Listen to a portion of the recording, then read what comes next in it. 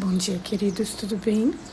Nós vamos iniciar agora o nosso estudo e hoje nós estaremos estudando sobre Marcos capítulo 2. Bom dia, meninas. Tudo bem com vocês? Quem que pode orar pra gente, para nós iniciarmos? A irmã Dinair está com o microfone aberto. Estou sem som.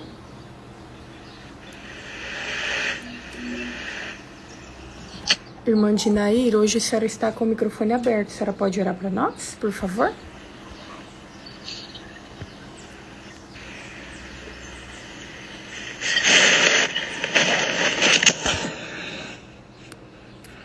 Estava desligado o microfone.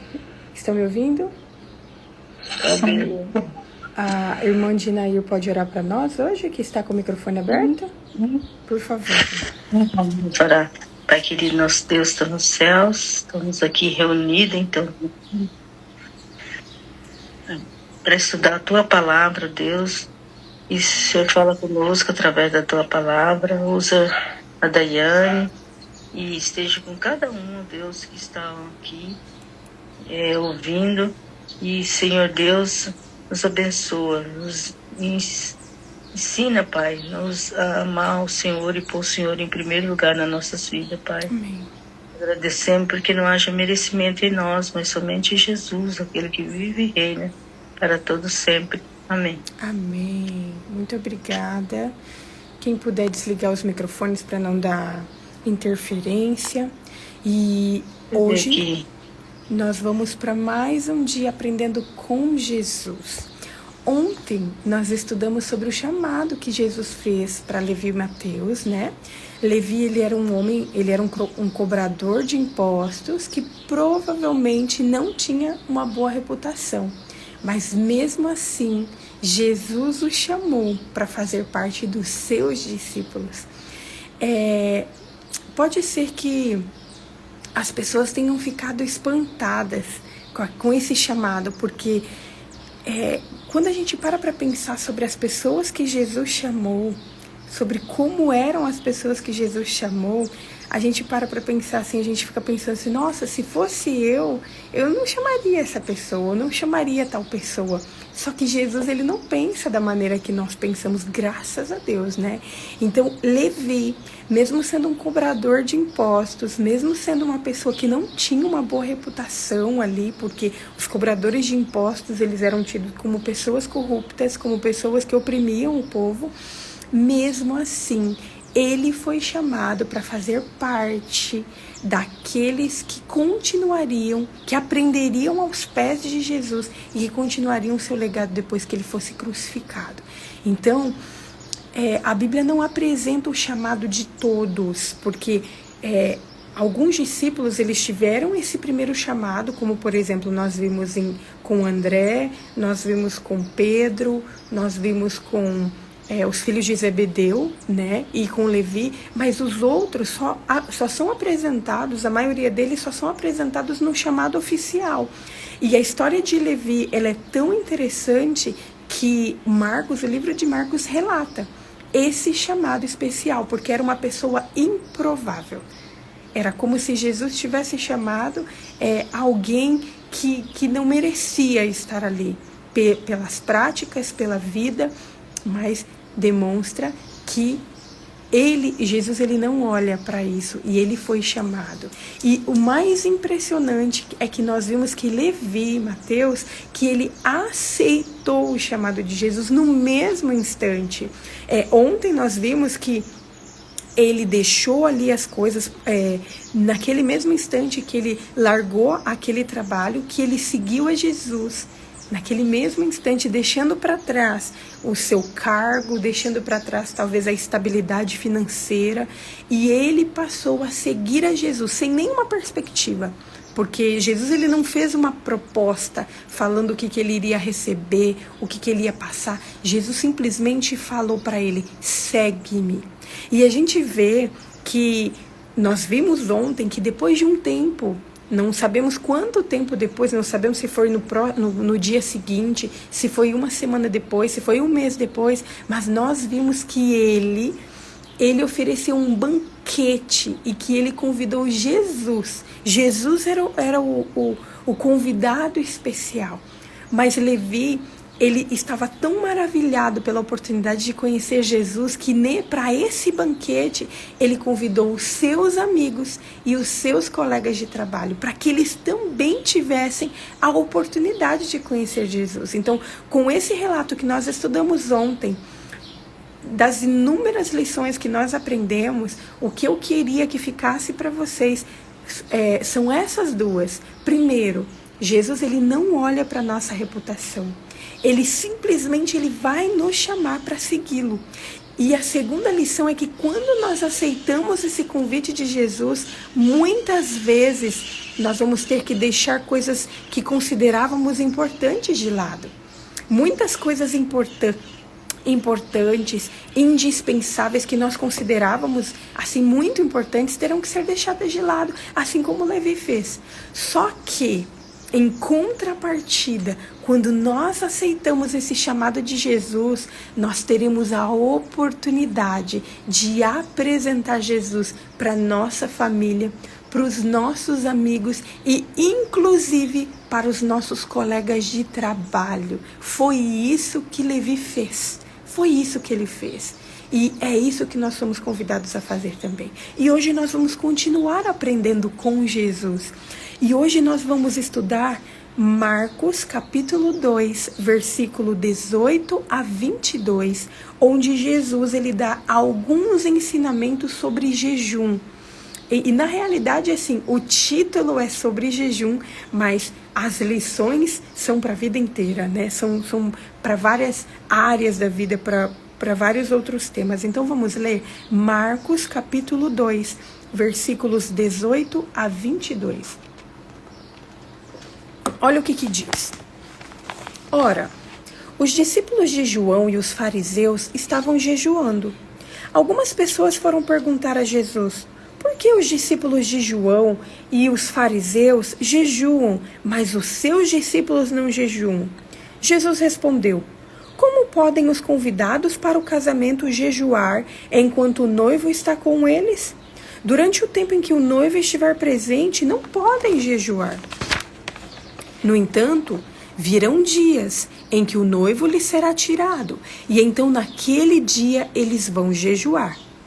Ninguém costura um remendo de pano novo em roupa velha, porque o remendo novo tira um pedaço de roupa velha, e o buraco fica ainda maior. E ninguém põe vinho novo em odres velhos, porque se fizer isso, o vinho romperá os odres, e se perdem tanto o vinho quanto os odres. Mas põe-se vinho novo em odres novo. Então, o texto ele já começa falando que os discípulos de João, quando a gente vai ler Mateus e Lucas, esse texto, ele está relatado também em Mateus, capítulo 9, versículos 14 a 17, e em Lucas, capítulo 5, versículos 33 e 39, a 39. Então, o texto ele começa falando que os discípulos de João e os fariseus, eles estavam jejuando.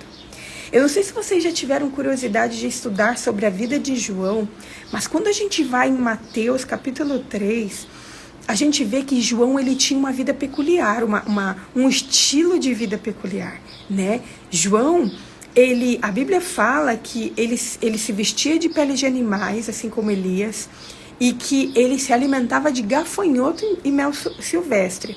Na realidade, quando a gente vai na Bíblia, no comentário bíblico, quando a gente vai no original, a gente vê que esse gafanhoto que é dito aqui, só um parênteses, né? Porque não é o foco do nosso estudo de hoje, mas esse gafanhoto, ele não dizia respeito ao gafanhoto que a gente tem hoje, né? Provavelmente se dizia respeito à alfarroba, que era uma vagem de quase 20 centímetros que era consumida, tanto por pessoas quanto animais naquela região que João ficava.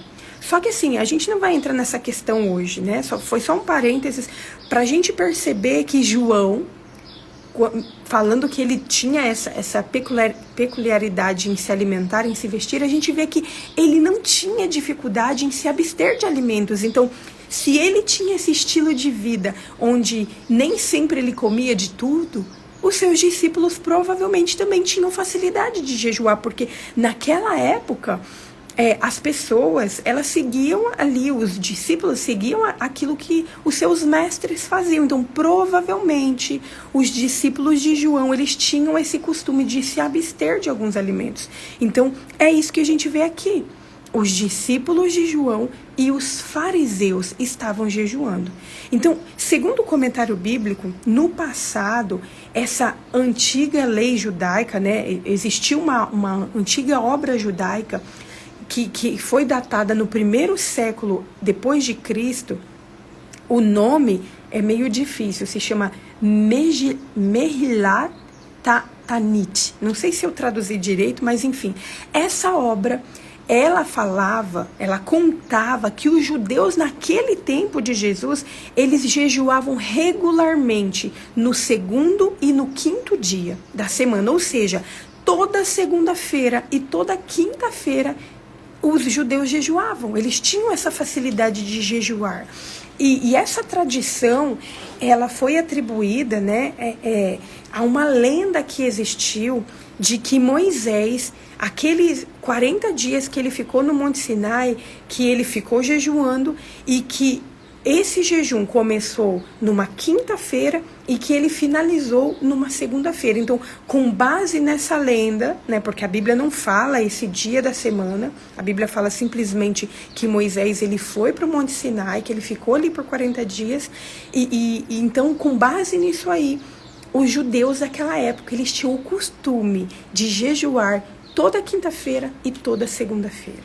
Então, existem também duas autoridades do judaísmo, que chamada de Strach e Billerbeck. São dois autores que escrevem sobre as tradições judaicas, que eles falam que é difícil a gente entender os motivos por trás, os motivos reais por trás desses jejuns semanais, né? Isso não é totalmente claro, mas parece provável que esses dias de jejum, eles tenham surgido pelo desejo de pessoas zelosas que procuravam fazer a expiação do mundanismo da nação. Então, como uma forma de expiar os pecados, porque estavam trazendo destruição repentina, essas pessoas no passado, eles começaram a jejuar 2 vezes por semana.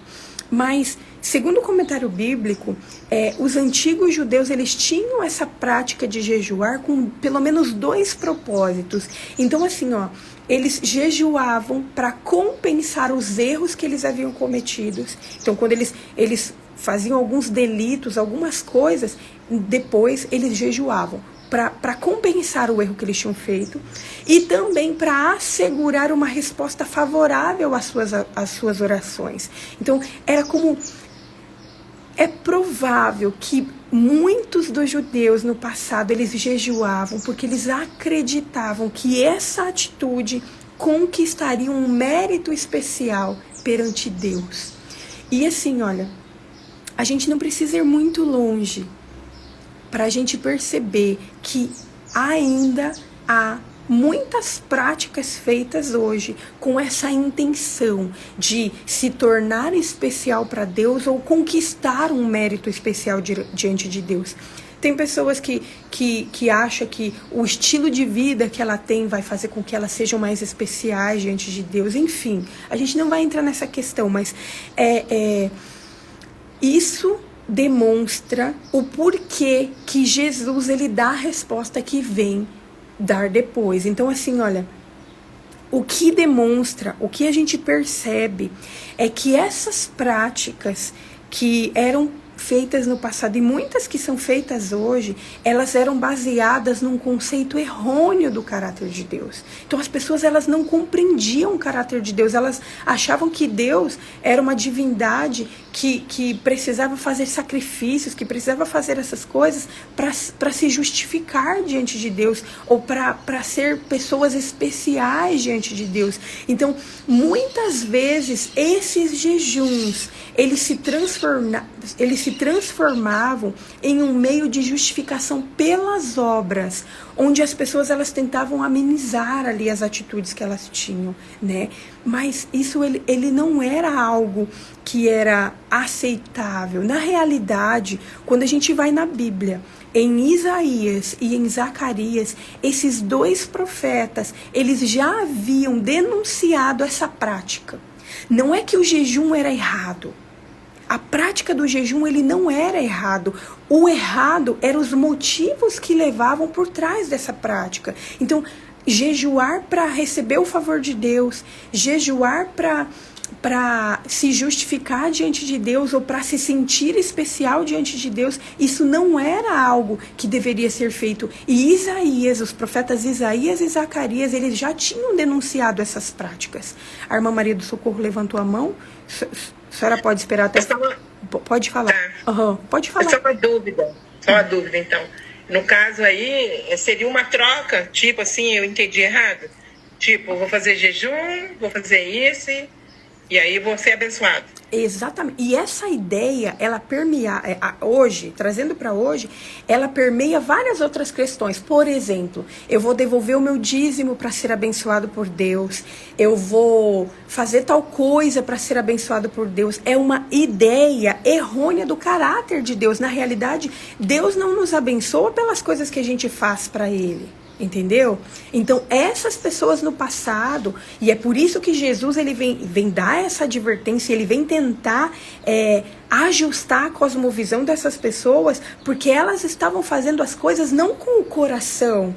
Elas não estavam jejuando assim, não, eu vou jejuar para que eu tenha uma mente mais sã, para que eu consiga compreender melhor a vontade de Deus. Não! E isso, essas práticas e esses costumes, essas tradições que eram feitas na época, muitas pessoas faziam e já não sabiam mais nem por que faziam. Entendeu?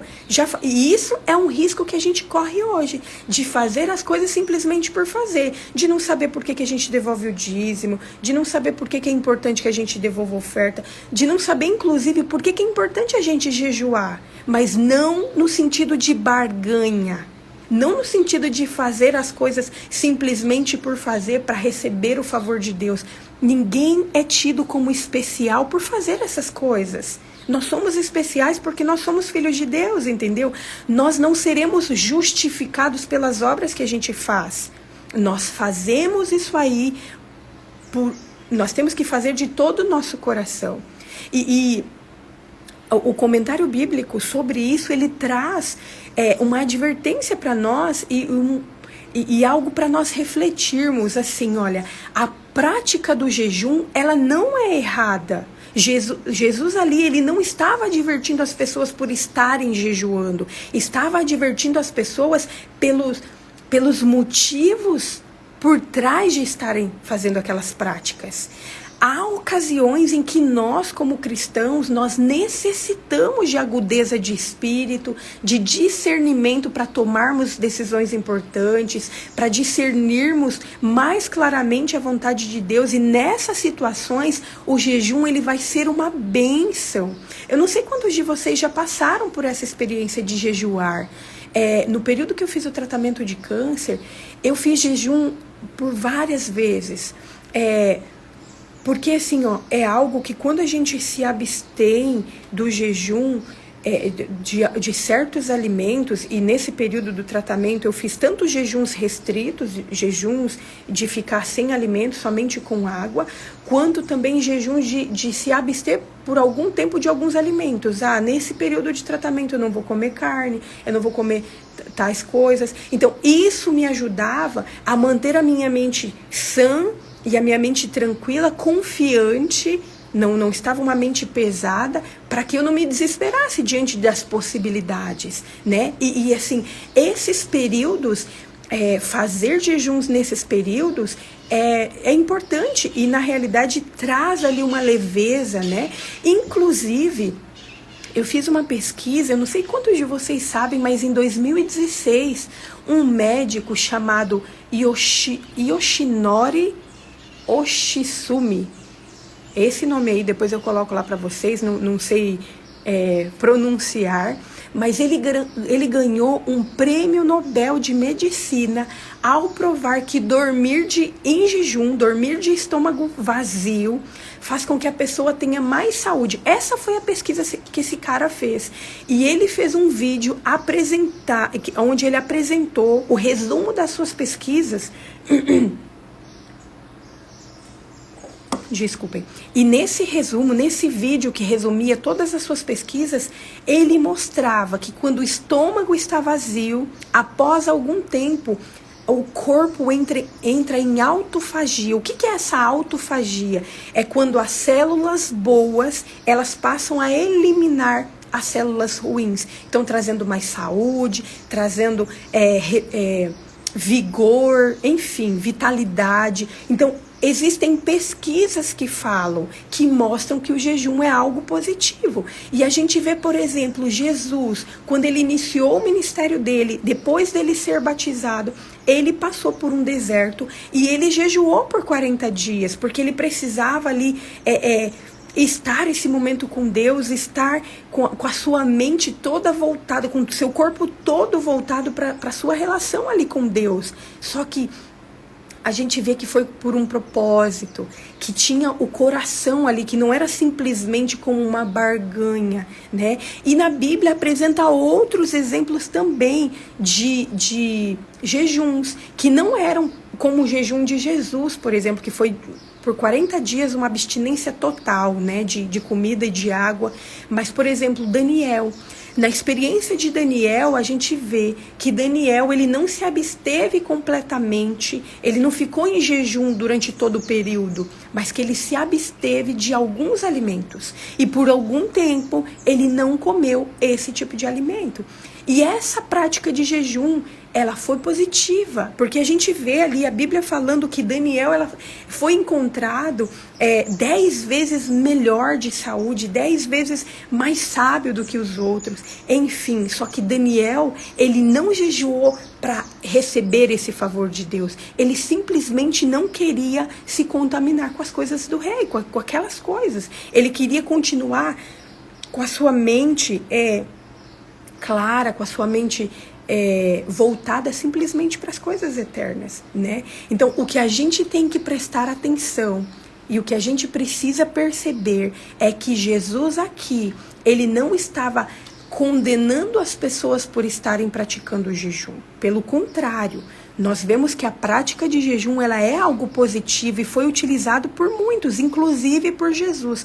Mas nós temos que prestar atenção na forma como nós fazemos e quais as intenções que estão por trás dessa prática.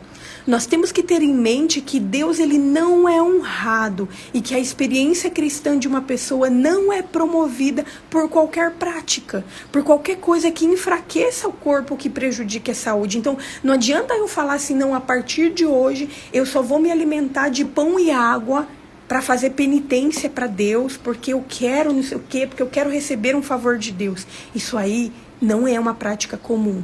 E Jesus, ele vem para ajustar essa visão dos discípulos, mas não simplesmente para a questão da alimentação. Embora o que trouxe à tona foi a questão do jejum, mas a gente vê que Jesus, ele queria ir além, queria ensinar além, coisas espirituais além. Então nós vemos nesse texto Jesus, ele sendo questionado por que os seus discípulos não estavam jejuando. E a resposta de Jesus levou aquelas pessoas, inclusive os discípulos de João, a compreenderem, a refletirem sobre os reais motivos que levavam a fazer tais coisas. Então assim, olha, Jesus, ele estava querendo mostrar para aquelas pessoas a incompatibilidade que existia entre os seus ensinos e os ensinos que eram realizados pelos escribas. Os discípulos de João, eles aceitavam a Cristo como Messias, mas mesmo assim, aceitando a Cristo como Messias, eles continuavam praticando alguns regulamentos, algumas coisas, algumas tradições impostas pelos escribas e fariseus. E para ensiná-los, Jesus ele utiliza 3 parábolas. A parábola do casamento, a parábola do remendo e a parábola ali do odre de vinho. Nós vamos retomar e nós vamos ler novamente esses versículos para que a gente tente compreender o que Jesus estava tentando ensinar para os discípulos. Então, olha o que nós lemos no versículo 19. No versículo 19, nós vemos assim, olha: como podem os convidados para o casamento jejuar enquanto o noivo está com eles? Durante o tempo em que o noivo estiver presente, não podem jejuar.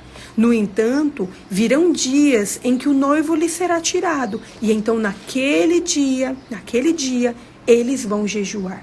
O que Jesus estava querendo dizer aqui nessa parábola? Com esta parábola, Jesus estava defendendo os seus discípulos contra as acusações de que eles também não seguiam, não se sujeitavam às tradições. Jesus estava tentando ensinar aquelas pessoas que as práticas cerimoniais, elas deveriam estar subordinadas às questões de maior importância. E a gente vê isso na própria vida de Jesus. Nós estudamos, por exemplo, que quando Jesus nasceu, quando ele foi apresentado no templo, os pais deles praticaram aquelas práticas cerimoniais de levar os animais para serem sacrificados, de apresentar Jesus no templo, de fazer o ritual da purificação, mas não eram práticas vazias. Aquelas práticas, elas estavam subordinadas a questões de maior importância. Então Jesus ele estava tentando falar para os seus discípulos assim, para aquelas pessoas que questionavam assim: não adianta vocês praticarem as leis cerimoniais simplesmente por praticar.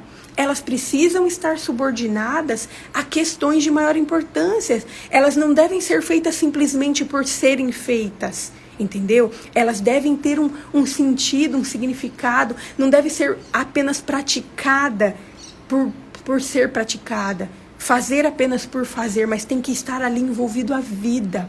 E daí Jesus ele vem para a segunda parábola. No versículo 21 a gente vê assim, olha: ninguém costura um remendo de pano novo em roupa velha, porque o remendo novo tira um pedaço da roupa velha e o buraco fica ainda maior.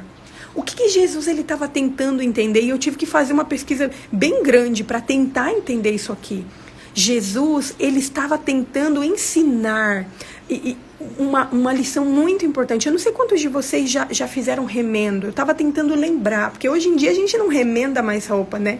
Hoje em dia se uma roupa rasga, a gente descarta e vai e compra uma nova. É uma prática comum, porque roupa hoje em dia é mais barato, mas eu me lembro muito bem da minha avó, da minha sogra, que é uma pessoa de maior idade, que quando alguma coisa rasgava, que ela tinha que pegar um tecido compatível com aquilo lá.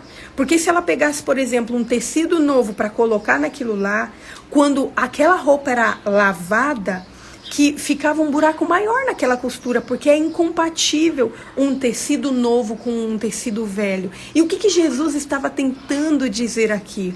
Jesus ele estava tentando ensinar aqueles discípulos de João, aos seus discípulos e a todas aquelas pessoas a diferença irreconciliável que existia entre os ensinos que ele estava trazendo e as tradições antigas.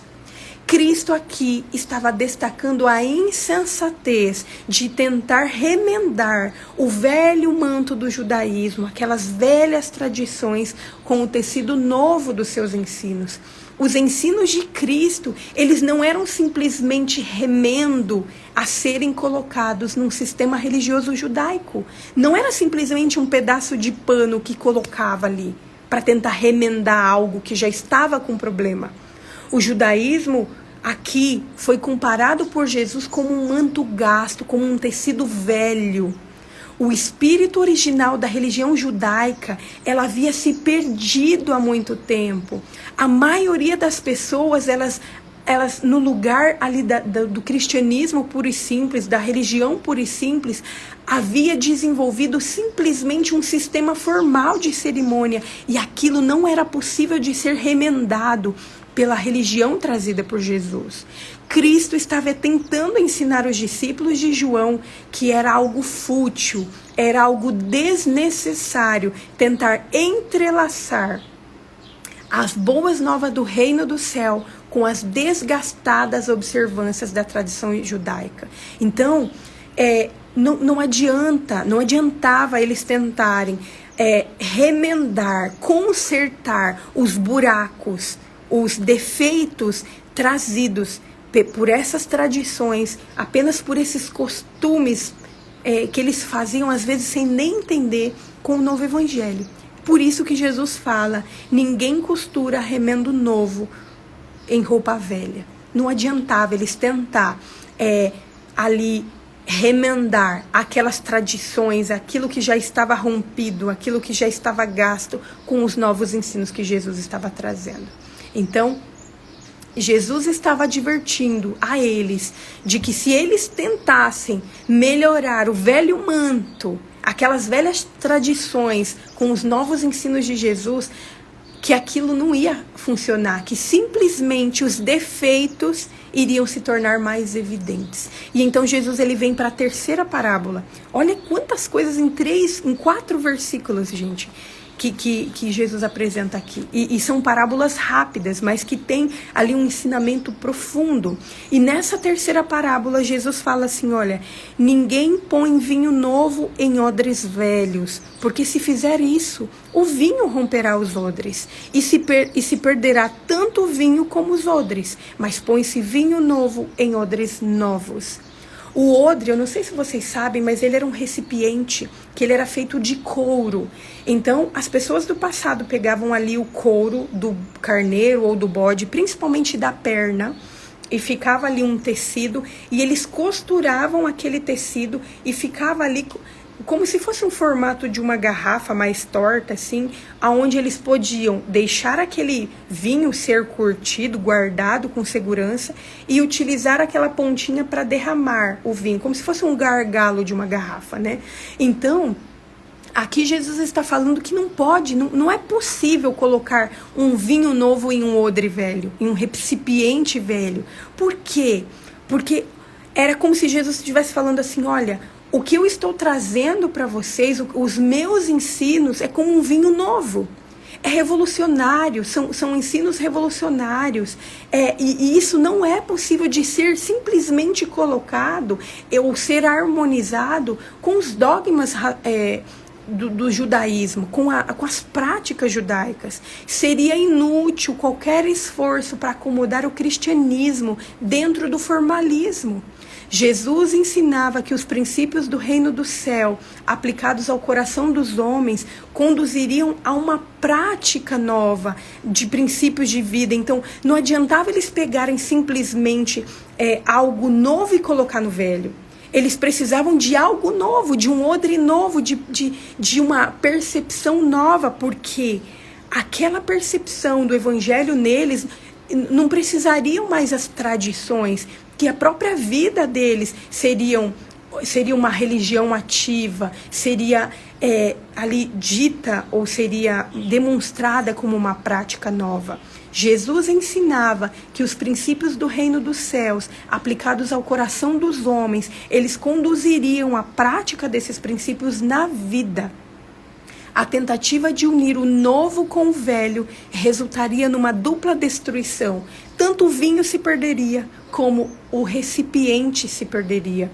Então, Jesus ele aponta a necessidade de odres novos, ou seja, provavelmente aqui Jesus estava fazendo uma menção, uma referência a pessoas prontas a receberem o evangelho.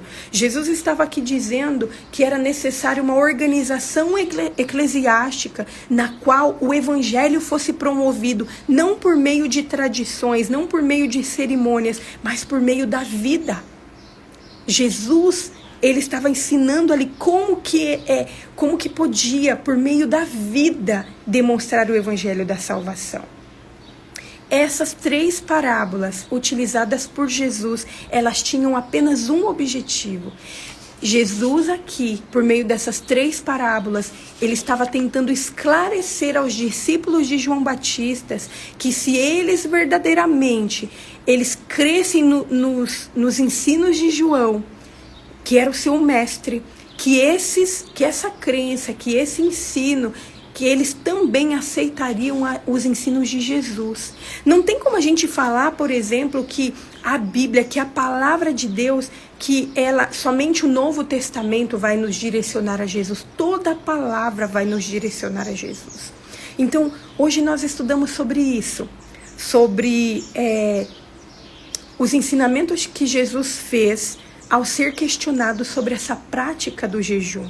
E Jesus aqui, ele deu 3 parábolas. E hoje eu quero fazer diferente com vocês. Nesses outros dias, eu trouxe lições práticas para a nossa vida. O que a gente pode aprender sobre isso? E hoje eu quero fazer diferente com vocês. Hoje eu trouxe o que o comentário trazia a respeito disso. E eu quero que durante o dia nós estudemos novamente esse trecho da vida de Jesus, desse ensino de Jesus, e que vocês pontuem, tanto aqui no Instagram quanto lá no grupo, que vocês coloquem quais as lições práticas que você tirou para a sua vida. E assim a gente vai junto, construindo esse conhecimento da palavra de Deus, tá bom? Então esse é o desafio de hoje, ler novamente esse trecho da vida de Jesus sob essa perspectiva de que nós já estudamos aqui. E eu quero que vocês pontuem ali no grupo ou aqui no Instagram, para quem está assistindo, para que vocês pontuem as lições práticas que vocês tiraram para a vida de vocês sobre esses ensinos de Jesus. Vamos orar? Querido Deus, nós te louvamos, Senhor, porque mais um dia nós estivemos aos teus pés, aprendendo de ti, ouvindo as tuas palavras, Senhor. Nós te agradecemos, Senhor, porque o Senhor trouxe, ó Pai, uma nova maneira de ver a vida, uma nova maneira de compreender o Evangelho. E nós queremos, ó Pai, assim como os discípulos de João, aprender de Ti, a não simplesmente fazermos as práticas e os rituais, sem nem compreender aquelas coisas que nós estamos fazendo, mas nós queremos que o Evangelho ele esteja na nossa vida, para que nós sejamos testemunhas vivas do Teu amor e da Tua salvação. Senhor, abençoe cada uma dessas pessoas que estão aqui comigo, aprendendo sobre Ti todos os dias. Que o Senhor continue a nos ensinar, que o Senhor continue a obra que o Senhor começou em nossa vida. Nós entregamos o nosso dia em Tuas mãos e fazemos isso, não porque nós merecemos nada, Senhor, mas fazemos isso em nome de Jesus. Amém, Senhor. Amém. Eu vou finalizar aqui e já volto com vocês. Queridos, que Deus abençoe. Amanhã nós estaremos estudando sobre Marcos capítulo 2, versículo 23 a 28. Anote aí e já estude, mas estude novamente o que nós estudamos hoje, que está em Marcos capítulo 2, versículo 18 a 22. E coloque nos comentários as lições práticas que você tirou para a sua vida desse estudo de hoje. Vamos juntos, nos enchendo da palavra de Deus para sermos cheios do Espírito Santo.